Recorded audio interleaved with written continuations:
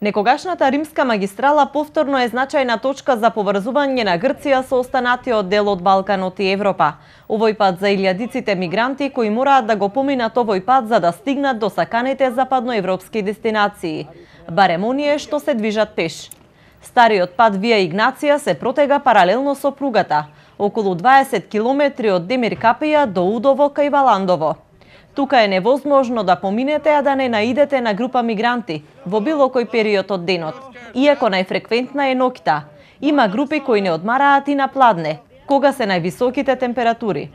Ние го посетивме местото нешто после 14 часот. Наидовме на група од Сирија. 5 дена пешачеле и рекоа дека се многу изморени, но сепак најпрво внимаваа на безбедноста, по толкав пат да не наидат на полиција. And remove our back to Greece. You know about this, but we don't have a solution. We just be passed to Serbia, Belgrade. Of course, because I feel bad. Even while is there water, sometimes it's bad we see us. So Alhamdulillah, we are now here, but we saving only. We didn't feel of the fires. The police, we are afraid. Then inshallah, it will be okay. Allah is, everything is good always.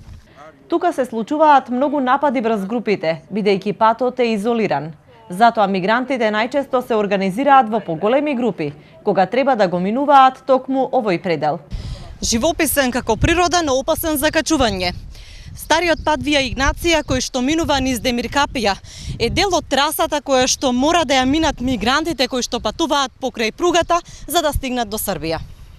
Од Гевгелија до Демир Капија по автопатот со автомобил ќе стигнете за половина час, но мигрантите кои пешачат по Вија Игнација овде се задржуваат најмалку 2 дена.